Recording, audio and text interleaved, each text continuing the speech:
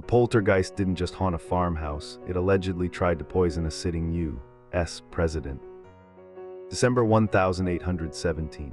A Tennessee farmhouse fills with sounds no living thing should make: scratching, chains dragging across wooden floors, a voice, female, guttural, begins speaking in tongues. The family locked the doors, nailed the windows, nothing stopped it. For weeks the phenomenon escalated. Then one night the entity made a threat that would change everything. It said it was coming for Andrew Jackson. But let's rewind. The Bell family wasn't famous. They were farmers. John Bell, his wife Lucy, and their children lived on modest acreage in what's now Robertson County, Tennessee.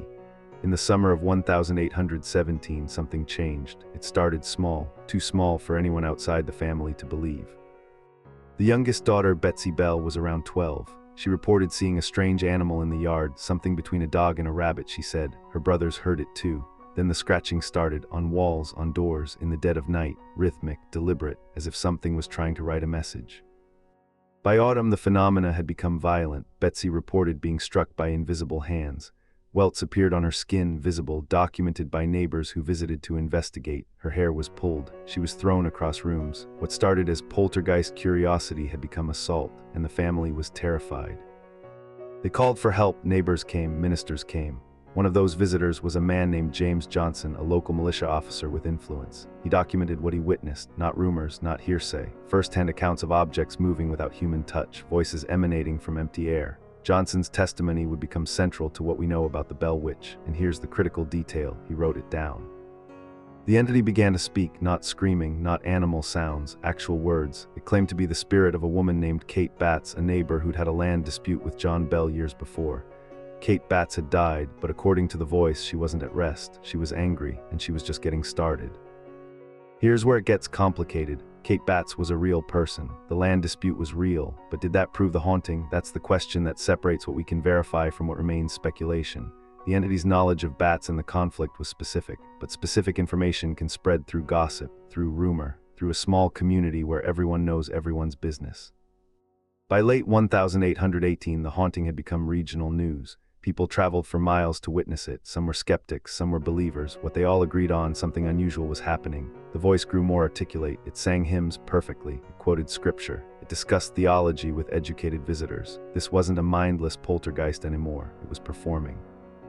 And then Andrew Jackson entered the story. The future president was traveling through Tennessee in 1819. He'd heard about the Bell Witch. Curious, or perhaps skeptical, Jackson decided to visit the farm personally.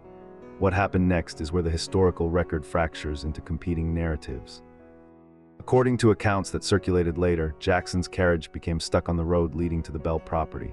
His horses refused to move. His men pushed and pulled. Nothing worked. Then, allegedly, the voice of the entity spoke directly to Jackson. It told him he wasn't welcome. It threatened him. Jackson reportedly demanded the entity show itself. It never did. The carriage suddenly moved freely. Jackson left, allegedly shaken. But here's what we need to examine. This story improved with age. The earliest documented accounts don't mention Jackson at all. The carriage incident appears in later retellings, decades after it supposedly happened. This is a pattern we see constantly in paranormal folklore. The most dramatic details get added retroactively. They become more vivid, more specific, more convenient to the narrative. So what was actually happening at the Bell farm? The evidence points in multiple directions simultaneously. Betsy Bell showed genuine signs of physical trauma. Multiple witnesses documented her injuries. That's verifiable. But Betsy was also reaching adolescence, an age when poltergeist activity has been historically documented, though not explained. Some researchers suggest psychological stress manifesting as physical symptoms. Others point to fraud. Others remain genuinely puzzled. The voice phenomenon is harder to dismiss. Multiple educated observers testified to hearing articulate speech, but acoustic properties can be deceptive. Ventriloquism was a known skill in that era. Betsy had opportunity and motive, attention, power, a voice in a household that would have otherwise silenced her. Could she have orchestrated the entire thing? It's possible. It's also unprovable. What we know factually, the haunting lasted about 2 years. It diminished gradually. By 1821, it had essentially stopped. Betsy Bell eventually married and moved away. She never publicly claimed the haunting was real. She also never publicly claimed it was fake. She remained silent on the subject for the rest of her life. That silence is perhaps the most telling detail of all. The Andrew Jackson connection, likely embellished, probably added by storytellers who recognized the value of attaching a famous name to an already compelling mystery. It's the kind of detail that makes a story memorable. It's also the kind of detail that makes it unreliable. When the most dramatic element of a narrative appears only in later versions, that's a red flag. So what remains truly unknown? The core phenomena, the physical trauma, the articulate voice. Could it have been psychological, mass hysteria, deliberate fraud, genuine paranormal activity? We can't prove any of those definitively, but we can separate what's documented from what's been added by legend, and that's where critical thinking enters. The Bell Witch teaches us something important about how mysteries survive. They survive by adapting, by absorbing details that make them more compelling, by attaching themselves to famous names, by becoming less about what happened and more about what we want to believe happened. The haunting might have been real, it might have been performance, it was definitely, undoubtedly, a story. And sometimes in mysteries like this one, the story matters more than the solution, not because the truth doesn't matter, it does, but because what people believe reveals something about them, about what frightens us, about what we're willing to accept without proof. The Bell Witch is still here in that sense, not as a ghost, as a mirror.